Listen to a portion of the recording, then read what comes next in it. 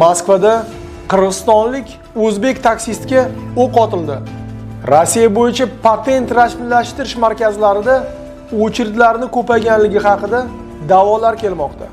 Moskvaning Savyolovskiy rinkida bez dokument turgan mehnat muhojirlariga reydlar bo'lib o'tdi. Len oblastida ayolni o'ldirgan Tojikiston fuqarosi vatanda qo'lga olindi. 2030-yilgacha Rossiyada 10 milliondan ko'p yangi ish joylari paydo bo'ladi. Sankt-Peterburg butun Rossiya bo'yicha bez dokument turgan mehnat muhojirlarini spetspriyomga tushib qolganlarning soni bo'yicha birinchi o'ringa chiqdi. Rossiya O'rta Osiyolik davlatlarning fuqarolari uchun viza rejimini kiritmasligi haqida rasmiy ma'lumot keldi. Rossiyaning Ichki ishlar vazirligi chet ellik studentlarga murojaat bilan chiqdi. Dumadagi LDPR partiyasining rahbari Leonid Slutsky Mekinina parkda ishlayotgan mehnat muhojirlarini tekshirish talabi bilan MVDga chiqdi. Yaqin vaqtda Rossiyada mehnat muhojirlarini gepatit C ga ham tekshirishni boshlashadi. Peterda yaqin vaqtda 8000 ta shahar kameralari aynan ko'chalarda yurgan mehnat muhojirlarini aniqlashga yo'lga qo'yiladi. Sankt-Peterburg GAI xodimlari chet el nomerlarida yurayotgan avtomobillarga nisbatan katta reyd o'tkazishdi. Birinchi yangilik Moskvadan keldi. Bu yerda bir qirg'izistonlik akamiz bir vaziyatga duch kelgan. Mana videoda ko'rib turibmiz. Notushunarchilik bo'lgandan keyin ikkinchi mashinadan taksi mashinaga travmatik pistoletdan o'qlar otilmoqda. Xudoga shukr, hayotga muhim bo'lgan joylarga bu o'qlar tegmagan, lekin baribir jarohatlar yetkazilgan. Otgan shaxs qochib ketmasin deb qirg'izistonlik taksist o'z mashinasida borib, uni mashinasiga urdi. Bundan keyin otgan shaxs taksistga nisbatan yana bir nechta marta o'q otdi va qochib ketdi. Shu zahot Moskvaning politsiyasi bu shaxsni qidiruvga berdi va 1 soat ichida 39 yasharlik Rossiya fuqarosi qo'lga olindi va unga nisbatan hozir tergov harakatlari olib borilmoqda. Mening fikrim bo'yicha bunday harakatlar Rossiyaning jinoyat kodeksining "Покушение на убийство" moddasi bilan ko'rib chiqilishi kerak. Chunki otayotgan shaxs travmatik qurol bo'lsa ham boshiga qarab otgan. Endi bu taksistning harakatlarini ko'rib chiqsak, ha, juda ham bir jasoratli ko'rinyapti bu yigit. Qo'rqmasdan borib o'z mashinasida uni urib to'xtataman deb harakatlarni amalga oshirdi. Lekin men bunday harakatlarni qilishga hech qachon tavsiya qilmayman. Chunki bunday vaziyatlarda siz birinchi bo'lib o'zingizni shaxsiy xavfsizligingizni ta'minlashingiz kerak. Keyingi yangilik Rossiyaning migratsion markazlariga tegishli. Shu hafta biz Moskva, Peter, Kaliningrad, Tula va boshqa shaharlardan shu migratsion markazlarda o'chirdlar ko'payganligi haqida videolarga ega bo'ldik. Ana ko'rib turibmiz, bu odamlar sertifikat rasmiylashtirish, patentlarga hujjatlarni topshirish va boshqa qonuniy harakatlarni amalga oshiraman deb kelishgan, lekin bu markazlarga kira olmasdan ko'chada, sovuqlarda sarson bo'lib turishibdi. Men uchun bu juda ham achinarli holat. Chunki shuncha harakatlar qilinmoqda, shu mehnat muhojirlari hujjatlar bilan yurishsin, patentlarni vaqtida rasmiylashtirishsin, hujjatlarni tartibga keltirishsin deb. Natijada odamlar borishyapti, lekin bu markazlar ularga davlat tomonidan xizmatlarni shu qulay tarzda ko'rsatishmayapti. Mening fikrim bo'yicha Rossiya hukumatı bir o'ylab ko'rish kerak. Qanday problemalar bor? Xodimlar yetishmayaptimi? Yoki balki bu markazlarning sonini ko'paytirish kerakmi? Balki shu hujjatlarning yarmisini elektron tarzga o'tkazish kerakmi? Shunda o'chirdlar kamroq bo'ladimi? Menimcha bunday fikrlar Rossiya hukumatida bo'lish kerak. Bundan tashqari ko'p ma'lumotlar kelyapti. Bu o'chirdlarda shu posredniklar ko'paygan. 5-6 ming rubl bersangiz, biz o'chirid kiritib yuboradiganlar. Mening fikrim bo'yicha bunday harakatlar birinchi bo'lib bu migratsion markazlarning rahbariyatining hurmatini ancha yerga uradi. Rossiyaning prokuratura, MVD, FSBlari mening fikrim bo'yicha bu holatlarni tekshirish kerak. Balki bunday vaziyatlar spesialni qilinmoqda. Shu korrupsiya qilib bunday holatlardan boyish uchun. Siz nima deb o'ylaysiz? Kommentariyada yozinglar. Rossiyada halol ishlab topgan pullaringizni vatanga mir privilegiya orqali yuboringlar. Aynan mir privilegiya orqali uyga pul yuborsangiz, siz O'zbekistonning ko'plab banklaridan pullaringizni naqd olishga imkoniyatga ega bo'lasiz.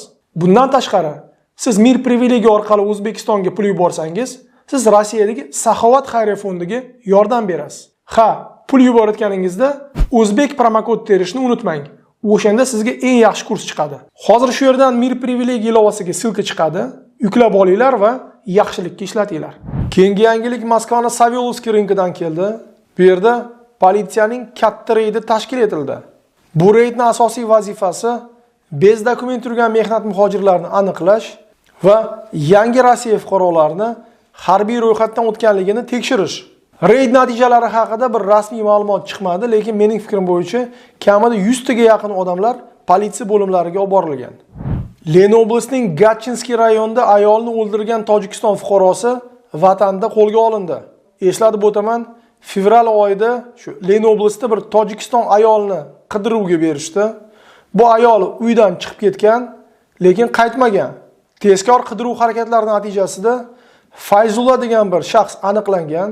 Bu shaxs tojikistonlik ayolni tanishi bo'lgan va bir kuni uni mashinaga o'tkazib, noma'lum joyga olib chiqib ketgan. Bundan keyin bu ayol yo'qolib qolgan. Yo'qolgandan keyin bu ayolning akasi politsiyaga borib murojaat qilgan va shu tezkor harakatlar natijasida bu shaxs aniqlangan. U o'z vaqtida Tojikistonga qochib ketgan. Rossiyaning politsiyasi Tojikistondagi militsiya xodimlariga murojaat qilgan va Fayzulla yashaydigan joyda qo'lga olingan. Tojikiston politsiyasiga tushib doprosdan keyin u qaysi joyga olib borib o'ldirganligi haqida ma'lumot bergan. Bu ma'lumotlar asosida Lenoblastning Romanovka derevyasida tojikistonlik ayolning jasadi topilgan. Rossiyaning vitse-premyeri Tatyana Golikova 2030-yilgacha Rossiyada 10 milliondan ko'p ish joylari paydo bo'lishi haqida rasmiy ma'lumot berdi. Rossiyaning ish bozorida aynan 30 yoshdan 39 yoshgacha ishchilar yetishmaydi. Bu ma'lumot mening fikrim bo'yicha shu O'rta Osiyolik mehnat muhojirlari uchun juda ham muhim. Tushunishimiz kerak, Rossiyada ish joylar kamaymaydi, faqat ko'payib kelaveradi. Bu degani hozir mehnat muhojirlarga bo'layotgan salbiy munosabat bu siyosat desak bo'ladi. Chunki iqtisodiyot tomonidan bunday harakatlar umuman o'rinli emas. Aynan shu uchun men o'zimni rus tilida olib boradigan kanalimda shu masala haqida alohida video olganman. Bu videoda men Rossiyaning ish bozorida bo'layotgan vaziyat haqida batafsil gapirib chiqdim. Agarda siz ham mening videolarimni rus tilida ko'rmoqchi bo'lsangiz, xo'sh yerdan silka chiqadi, ko'ringlar va albatta kanalga podpiska bosib qo'yinglar. Rossiya yaqin vaqtda O'rta Osiyolik davlatlar bilan viza tizimini qo'ymaydi. Bu haqida Rossiyaning tashqi ishlar vaziri Sergey Lavrov Rossiyaning Dumasida rasmiy ma'lumot berdi. Мы исходим из того, что какое-либо ужесточение наших подходов к трудовым мигрантам из стран Центральной Азии, прежде всего Закавказья, других бывших республик, оно не будет способствовать нашим долгосрочным интересам. Да, конечно, за порядком необходимо следить. Много было нарушений зафиксировано по целому ряду направлений географических, откуда приезжают мигранты, но мы исходим из того, что надо ужесточать контроль за их поведением, но не ставить барьеры, тем более не вводить визовый режим. Uni so'zlarini to'g'ri tushunsak bo'lsa, ha, biz noqonuniy bez dokument turgan mehnat muhojirlarga nisbatan choralar ko'ramiz, lekin qonun doirasida Rossiyaga kelib ishlamoqchi bo'lgan chet el fuqarolariga hech qanday cheklovlar qo'yilmaydi. Eslatib o'taman, bundan oldin bir nechta millatchilarning deputatlari aynan Tojikiston va O'zbekiston bilan viza tizimini kiritish haqida rasmiy murojaat qilishgan edi. Va mana nihoyat bu murojaatlarni Rossiya hukumat ko'rib chiqdi va ularga rasmiy javob berdi. Ichki ishlar vazirligi Rossiyada o'qiyotgan chet el fuqaro studentlarga murojaat bilan chiqdi. Bu murojaatga binoan отчисление bo'lgan studentlar ham 30-aprelgacha o'z hujjatlarini tartibga keltirishga imkoniyatga ega. Eslatib o'taman, Rossiyaning prezidenti Vladimir Putin 30-aprelgacha bez dokument turgan mehnat muhojirlarga nisbatan amnistiya qo'llashligi haqida qarorga imzo qo'ygan va aynan shu qarorga endi Rossiyaning ichki ishlar vazirligi utashiniyalarni kiritmoqda. Shu uchun agarda meni ko'rayotganlar ichida shu universitet, institutlardan отчисление bo'lgan O'zbekiston, Tojikiston, Qirg'iziston fuqarolari bor bo'lsa va sizlar hozir Rossiya hududida bez dokument yurayotgan bo'lsangiz, siz ham shu amnistiya bilan foydalanishingiz mumkin. Eslatib o'taman, agarda siz o'zingizni shu reyestr kontrolliruv muxlis ro'yxatida tekshirmoqchi bo'lsangiz, Rosmigrant ilovasi bilan foydalaninglar. Aynan Rosmigrant ilovasi orqali siz bu tekshiruvni o'zbek tilida bepul va qulay tarzda amalga oshirishingiz mumkin. Xo'sh, shu yerdan silka chiqadi, yuklab olinglar va Rossiyada Rosmigrant ilovasini ishlatinglar. Rossiyaning LDPR partiyasining rahbari Leonid Slutsky Mekinina parkda ishlayotgan mehnat muhojirlarga nisbatan tekshiruv boshlashni talab qildi. Eslatib o'taman, bir nechta hafta oldin shu Mekinina parkda yashaydigan mahalliy aholi bu uylarda upravляющий kompaniyaning xodimlari dispetcherskida yashayotganligi haqida rasmiy da'vo bilan chiqishdi. Va aynan shu vaziyatda ochko yig'aman deb Rossiyaning LDPR partiyasining rahbari bu vaziyatni nazoratga oldi va Ichki ishlar vazirligi tomonidan tekshirish o'tkazishni talab qilmoqda. To'g'risi aytsam, bu vaziyatdan men hayron bo'ldim. Chunki bir o'ylab ko'ring, Rossiyaning eng bir katta partiyasining rahbari oddiy bir uchastkavoylar hal qiladigan masalaga qo'shilmoqda. Nima uchun bunday harakatlar qilinmoqda? Albatta shu saylovlardan oldin millatchilarga yoqaman deb bunday mavzular ko'tarilmoqda. Siz-chi nima deb o'ylaysiz? Kommentariyada yozinglar. Yaqin vaqtda Rossiyada mehnat muhojirlarini gepatit C ga ham tekshirishni boshlashadi. Bu haqida Rossiyaning Dumasining vitse-spikeri Irina Yarovaya gapirib chiqdi. Eslatib o'taman, hozir Rossiyaga kelib 3 oydan ko'p qolmoqchi bo'lganlar majburiy tarzda tuberkulyoz, sifilis, VICH va giyohvandlikka tegishli testlar topshirishadi. Aynan shu ro'yxatga yaqin vaqtda gepatit C ham qo'shiladi. Bunga asos bo'lganligi aynan shu gepatit C bilan kasal bo'lgan mehnat muhojirlarining soni ko'payib kelayotganligi. Eslatib o'taman, agarda chet el fuqaroda bunday kasalliklar aniqlansa, unga nisbatan нежелательность пребывания degan qaror chiqariladi va u reyestr kontrolliruv muxlis ro'yxatiga kiritiladi. Keyingi yangilik Sankt-Peterburgdan keldi. Bu yerning hokimiyati bir yangilik bilan chiqdi. Bu yangilik asosida yaqin vaqtda Sankt-Peterburgda 9000 ta yangi kameralar o'rnatiladi. Ularning asosiy vazifasi ko'chada yurgan mehnat muhojirlarini yuzlaridan aniqlash va bazalaridan tekshirish bo'ladi. Bu degani Peterning hokimiyati etnichеская identifikatsiya degan tizimni yo'lga qo'yishmoqchi. Bu yangilik chiqqandan keyin Rossiyaning shu prezident idorasidagi fuqarolarning huquqlarini himoya qilish ombudsmani o'z fikrini bildirdi. Uning so'zlari bo'yicha bunday harakatlar noqonuniy va umuman nima uchun bunday tizim kiritilishi kerak? Rossiya konstitutsiyasi bo'yicha har bir fuqaro, chet el fuqaro bo'lsa ham bir xil huquqlarga ega.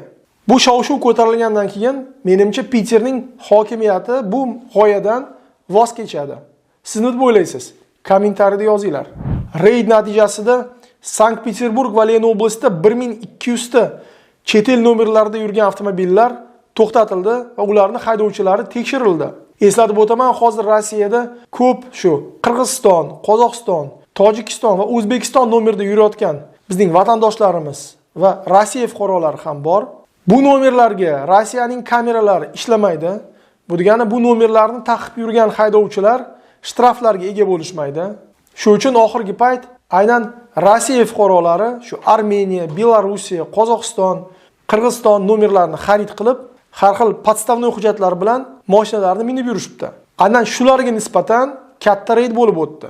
Reyd natijasida eng ko'p shtraflarga ega bo'lgan 130 ta mashinani shtraf plashadkaga qo'yishdi.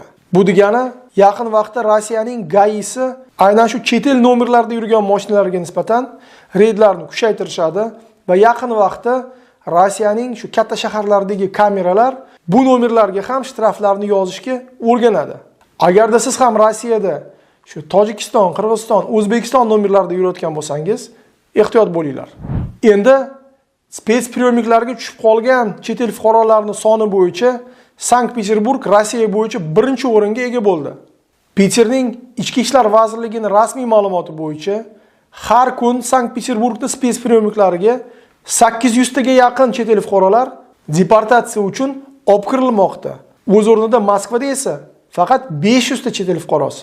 Bu degani Sankt-Peterburgning Ichki ishlar vazirligi aynan deportatsiya qaratilgan harakatlarni juda ham kuchaytirgan va mana natijada Moskvadan ham o'tib ketishdi. Bu ma'lumotlarni Sankt-Peterburgning politsiyasining rahbari Roman Plugin berdi. Uni o'tgan hafta shu Peterning Oliy Majlisiga taklif qilishdi. migratsiya sohasida nima bo'lyapti, qanday harakatlar olib borilmoqda deb va shu kengashda u bu ma'lumotlarni yetkazib berdi. Nima uchun sizlar buncha odamlarni deportatsiya qilasizlar deb deputatlar savol bersa, u tushuntirdi. To'g'ri tushuninglar, ular iqtisodiyotga kerak bo'lsa, biz iqtisodiyot vazirligi emas, biz politsiyamiz. Bizga shunday planlar qo'yilgan bo'lsa, biz shunga qarab harakatlarni olib bormoqdamiz. Bu so'zlarni eshitib, men shunday bir fikrga kelyapman. Yaqin vaqtda Peterda mehnat muhojirlariga nisbatan reydlar faqat kuchayadi. Odatdagi siz Peterdan bo'lsangiz, kommentariyada yozinglar. Vaziyat qanday?